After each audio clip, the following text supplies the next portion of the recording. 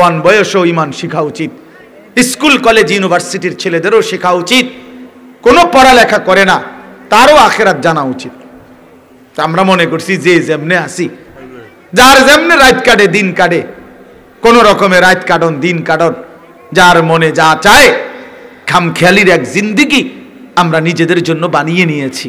না রে বাপ, এটা জীবন না। শুধু ভাত মাছ, শুধু খাদ্য খাবার, শুধু পেশাব পায়খানা, শুধু ঘুম আর শুধু যৌন চাহিদা পূরণ, এটা মানুষের জীবন না বাপ। এতটুকুতেই মানুষ হয় না, এতটুকু তো আল্লাহ তাআলা জানোয়ারেরও পূরণ করে। এতটুকু প্রয়োজন কুকুর বিড়ালেরও তো পূরণ হয়। জন্তু জানোয়ারও তো খায়, ঘুমায়, পেশাব পায়খানা করে। জন্তু জানোয়ারও তো যৌন চাহিদা পূরণ করে। এই জন্য তো গরু ছাগলেরও বাচ্চা হয়, কুকুর বিড়ালেরও বাচ্চা হয়। তো কেমনে হয়? যদি তাদের লজ্জাস্থানের চাহিদা পূরণ না হতো তো বাচ্চা হইলো কেমনে?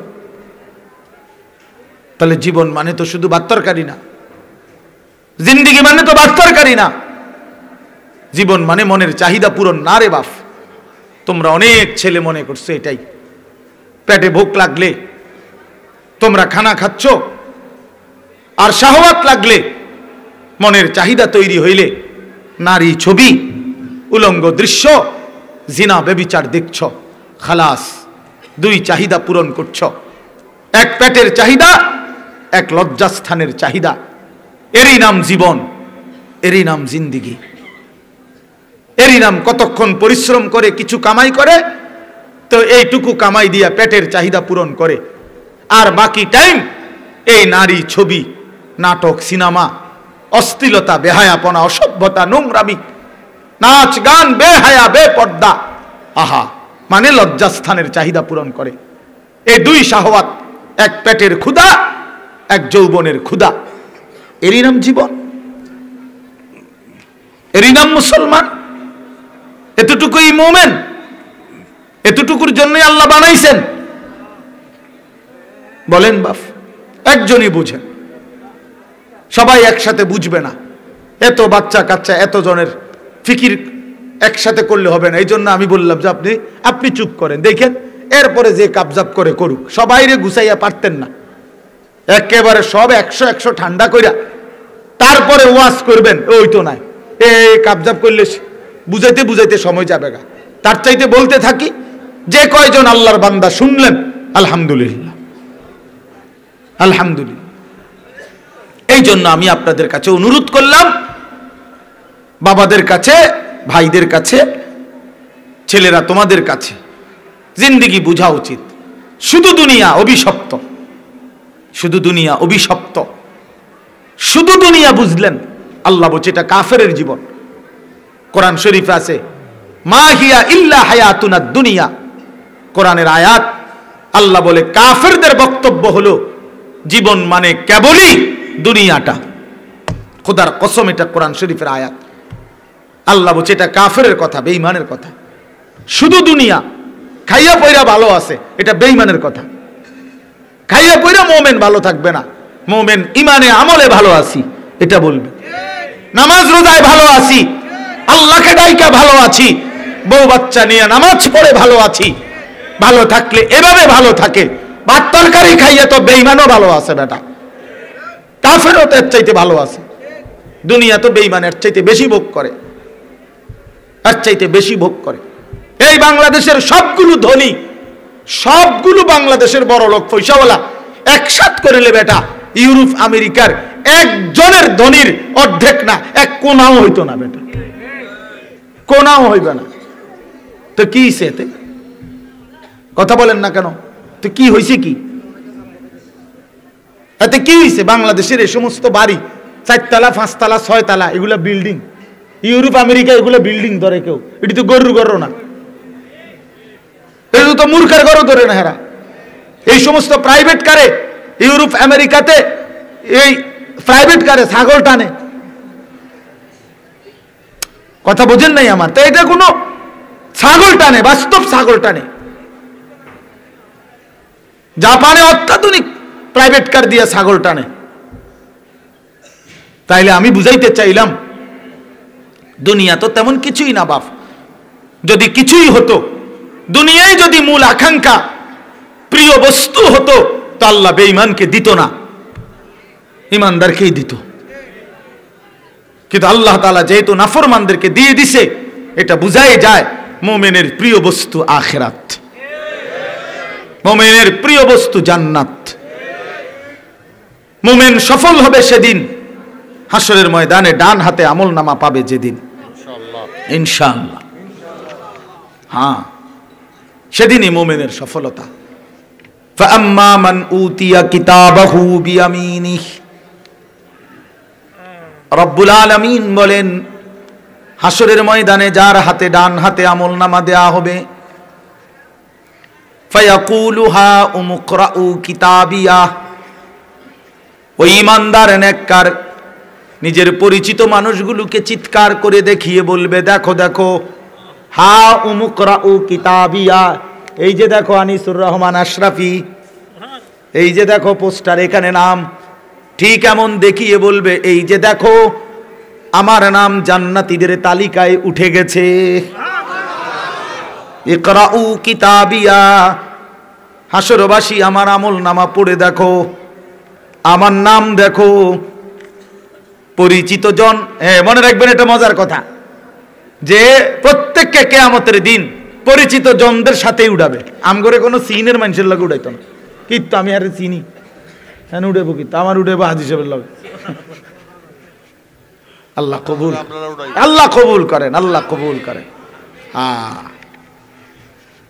আল্লাহ আমাদেরকে একসাথে বানান, একসাথে বানান। এই জন্য বললাম পরিচিত জনদের মধ্যে উঠাবে, চেনা জানা মানুষদের সাথে। তো এই নেককার লোক বলবে পরিচিত সবাইকে, দেখো দেখো আমার আমলনামা দেখো, ইকরাউ কিতাবিয়া, তোমরা পড়ো আমার আমলনামা, আমার নাম জান্নাতীদের তালিকায় উঠছে। আত্মীয় স্বজন তখন বলবে হায়, পরিচিতরা বলবে হায়, হ্যাঁ তুমি তো আমরা আলিয়াবাদেরই ছিলা, তোমার হাতে দেখতাম এক লগে অটোত করে নবীনগর যাইতা আইতা, বাজার করতা, একসাথেই তো খরচাপাতি করতা, আলিয়াবাদ রাস্তার মাথার মধ্যে হোটেলে একসাথে পরোটা খাইতা, কত দেখলাম তোমারে, ফাঁকি দিয়ে এই কাম বানাইলা কোন ফাঁকি দিয়া? হায় হায়, এই কামটা বানাইলা কেমনে? আজ তোমার ডান হাতে আমলনামা, খোদার কসম।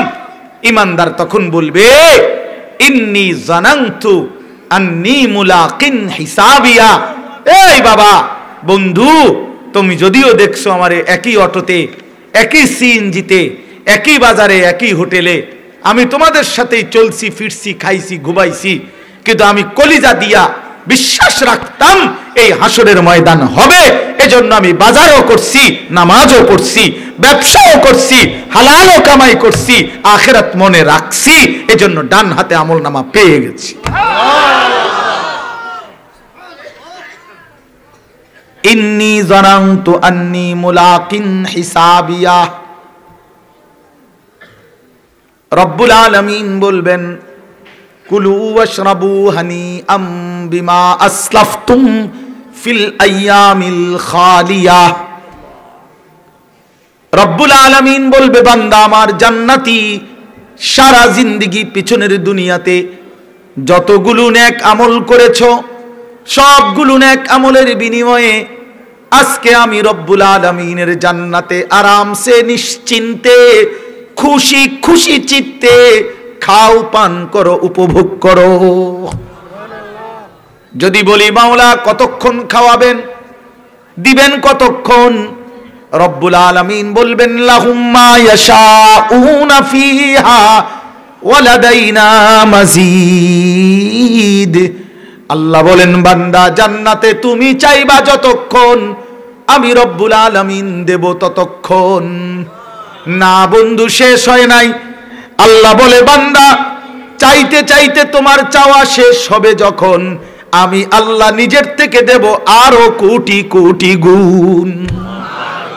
ওয়ালাদাইনা মাজিদ, আমার কাছে তোমার চাওয়ার অতিরিক্ত আরো আছে। আমি জানি তো বান্দা তুমি চিনো কিতা, তুমি কইবাই কয়টা, তুমি ফলের নাম নাই তো বলবা 20টা, আমার জান্নাতে তো আছে ফল কোটি কোটি। তুমি খাবারের আইটেম বলবা নয় তো 20টা, এটা তো জান্নাত, আমার জান্নাতে আইটেম তো আছে কোটি কোটি, তো বাকিটি তো তুমি নামই জানো না, আমি দেব। নুজুলাম মিন গাফুরির রাহিম।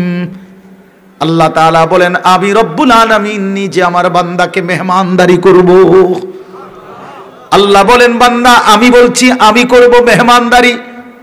তাইরে বান্দা তুমি ভেবে দেখো আমি রব্বুল আলামিন কত বড়, এত বড় মাওলার মেহমানদারিটা হবে কত বড়। এই জন্য প্রিয় ছেলেরা, বাবারা, হ্যাঁ, আমরা যারা চেষ্টা করি নামাজ পড়তে, হালাল পথে চলতে, আমরা বেউকুফ না। আমনে আম করে বোকা ভাববেন না। আমনে বেড়ি দেখা, নারী দেখা, নাটক দেখা, সিনেমা দেখা, বিড়ি খাইয়া, সিগারেট খাইয়া, সুদ খাইয়া, ঘুষ খাইয়া, পাটপারি সিটারি কইরা আমনে মনে করছেন চালাক, আমনে বেওকুফ, আহাম্মক আহাম্মক আহাম্মক বেটা তুই, বেটা বোকা বেটা তুই, বেটা বোকা বেটা।